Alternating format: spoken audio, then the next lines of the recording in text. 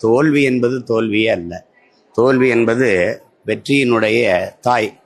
தோல்வியே சொல்லுது, என்னை தொட்டுவிட்டு போனவன் வரலாற்றில் தோற்றதாக செய்தி இல்லைன்ட்டு. ஒவ்வொரு இரவும் புதிய விடியலை தயாரித்துக் கொண்டிருக்கிறது. ஒவ்வொரு தோல்வியும் மாபெரும் வெற்றியை தயாரித்துக் கொண்டிருக்கிறது. தோற்றுப்போ தோற்றுப்போ, அது நிறைய உனக்கு கற்றுக் கொடுக்கும். தோல்வி போல ஒரு பல்கலைக்கழகம், தோல்வியும் வறுமையும் போல சிறந்த பல்கலைக்கழகம் எதுவுமே கிடையாது. நிறைய கற்றுக் கொடுக்கும், நிறைய அனுபவங்களை தரும். உங்களுக்கு புரியுதுன்னு நினைக்கிறேன். அவமானங்கள், ஏச்சுக்கள், பேச்சுக்கள், விமர்சனங்களை விட உங்களை செதுக்குகிற சிற்பி எதுவுமே கிடையாது. புரியுதா? அதனால தோல்வியை தோல்வியாக்கிறத கூடாது.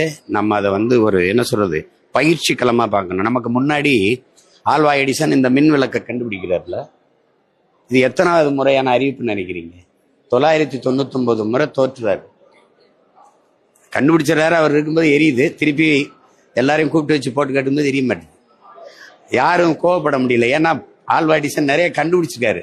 இதுல ஏதோ ஒரு தவறு நடக்குதுன்னு தெரியுது. அப்ப 1000வது முறை எரியுது. எடிசன் கேட்குறாங்க, எடிசன் நீங்க 999 முறை தோற்று போனீங்களே, அப்போ உங்க மனநிலை எப்படி இருந்தது? யாரா சொன்னது நான் தோற்று போனேன்? ஒரு மின் விளக்கை எப்படி கண்டுபிடிக்க கூடாது என்று கற்றுக்கொண்டிருந்தேன் என்று விட்டவில்லை. புரியுதா? அதனால அதை அப்படி எடுத்துக்க கூடாது. சரியா? எளிதில் கிடைக்கிற வெற்றி, அதன் அருமை தெரியாது. உழைக்காமல் பெறுகிற எந்த பொருளின் அருமையும் தெரியாது. போராடாமல் பெறுகிற எந்த வெற்றிக்கும் மதிப்பு இருக்காது. எளிதில் வென்றவனின் இதயம் மலரினும் மெல்லிதா இருக்கும். தோற்று தோற்று தோற்று போய் வென்றவனின் இதயம் இரும்பை விட கடினமா இருக்கும்.